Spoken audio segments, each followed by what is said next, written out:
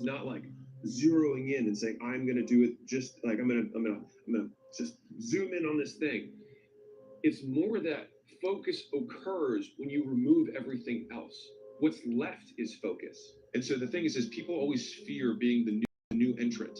But when you have nothing to lose or you have nothing going for you, it also means you have nothing to lose. And that means that every position on the board always has an advantage because anybody who has achieved this big thing that you have was also once a 22-year-old who had nothing going for them. And you're at zero. Right. You can't get worse than this. You have unlimited shots on goal. Not taking the shot is like saying, life, I don't want to scratch off this lottery ticket, but the lottery ticket's free. Why would you not scratch it off and try it? First advantage is you've got energy. Next advantage is you have nothing to lose. Third is you also have time and you have very low responsibilities. And so you have not only the ability to put all of yourself into something, you also have no circumstantial things that are preventing you. People look at champions and try and find something that champion has that they don't have. He's like, but it's not. He's like, they lack something everyone else has, which is an off button. They just don't stop.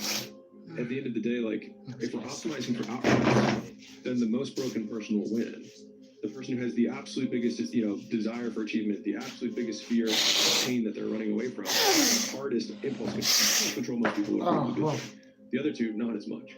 What are we optimizing for? What problem are we solving? It's my favorite. It's probably the number one most frequently asked question that I ask to our portfolio companies whenever we're about to do anything, which is what problem are we solving? If the problem that we're solving is that I want to be content, well, there's a lot of ways to do that. You don't need to do all these other things. If the problem you're solving is that you want to be the richest man in the world, well, you're going to have a lot of superiority complex. You're going to have a lot of crippling insecurity, and you're going to have a lot of impulse control, and you're going to have to wait a long time. You only start really liking stuff when you get good at it, in my opinion. You only get good at it by doing it a lot of times before you're good. This is why I'm a big believer in this, is that when you are out, I think you got to find the thing that's the pain. And like, pain motivates significantly faster and stronger than pleasure.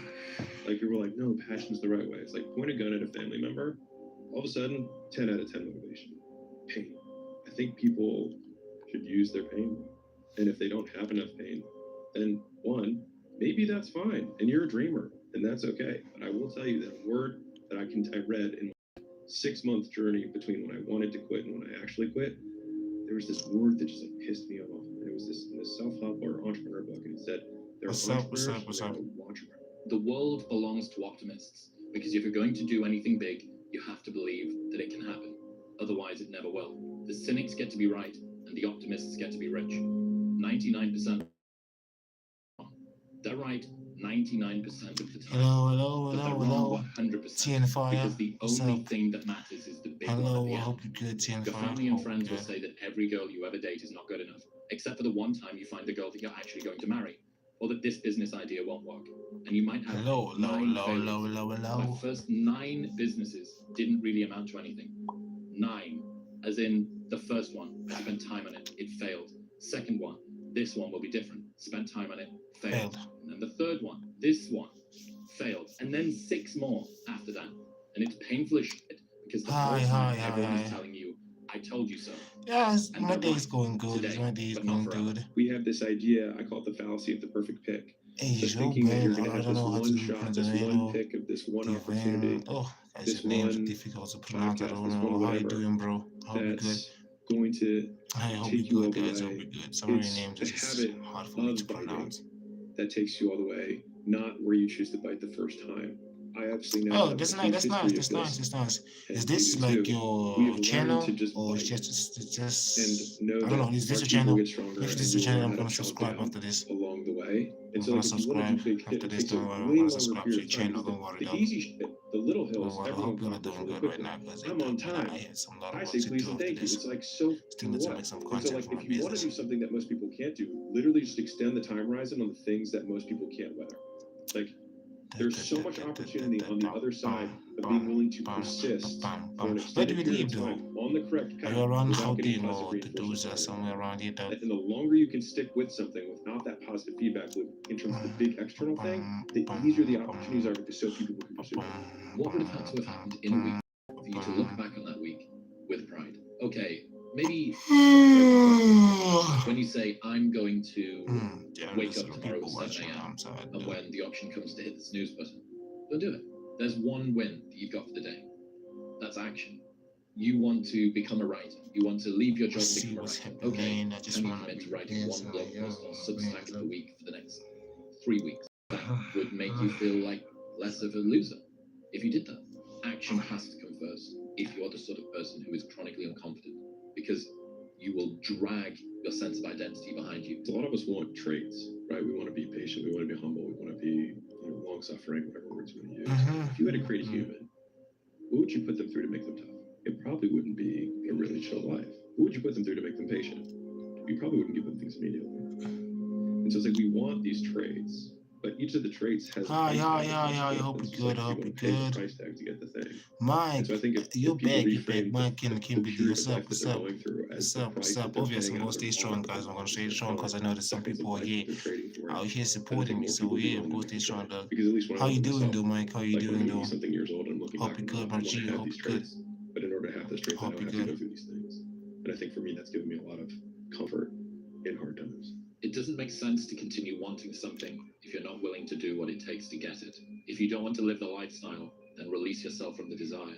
To crave the result, but not the process, is to guarantee disappointment. But there's a very big difference between doing what someone does and doing what they did to get there.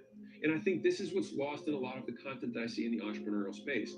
And to be clear, whenever I'm trying to get to the next level, I often have to take on things that I don't know how to do.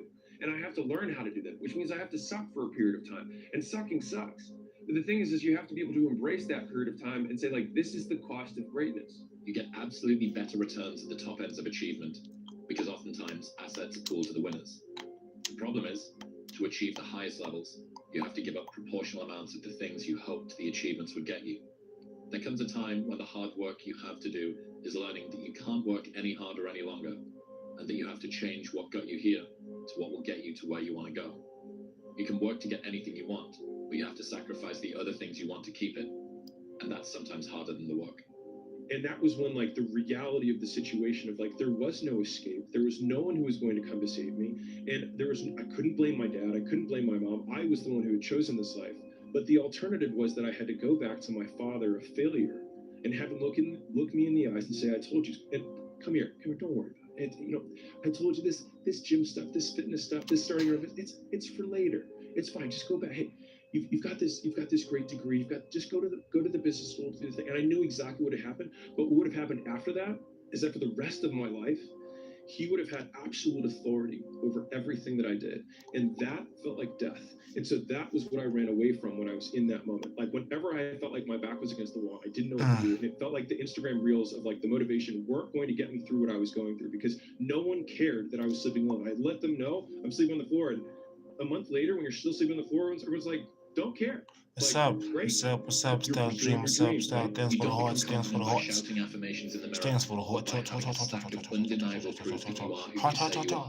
Outwork your self-doubt. Because a lot of people will, and some of these motivational people out here, it's the funniest thing in the world to me. They'll go, it's like when you wake up in the morning, pound your chest. What's up? Okay, What's up? What's up? Do all this fucking bullshit. I hope it works. What works for me is that everyday resume, the things I know I've accomplished, the things I know I've done, real hard work, the real calluses on my mind, the real calluses on my hands. You don't need to pound your chest in the mirror anymore if you have that. If you can't sit still and ignore notifications and focus for a day, nothing great will get accomplished. Because it's not about what you want, it's about what's required. And whether that's your best or not is irrelevant. It's just there's a price tag that you gotta be willing to pay for it, or you don't get the thing. And a lot of times it's not what you want. And I a lot of time trying to dispel the concept of, like, follow your passion, because I think it leads more people astray than it helps. Because it's very easy for someone who's successful, who's already delegated tons of things, to only then focus on their area of genius and then say, here for my seat, do what I do. If you don't want to live the lifestyle, then release yourself from the desire. There is a path between where you are and the place that you want to be. If you're not prepared to do that walk, still wanting to reach the end of the path is just guaranteeing that you're going to just comment what you want to comment, and I'll just reply to you the way I want to It reply needs to to you. be, okay, what would Don't you think have that had to would have be happened in a awesome? week's time for me to look back I'm on about that to end week the live now, and so find yeah. pride in myself?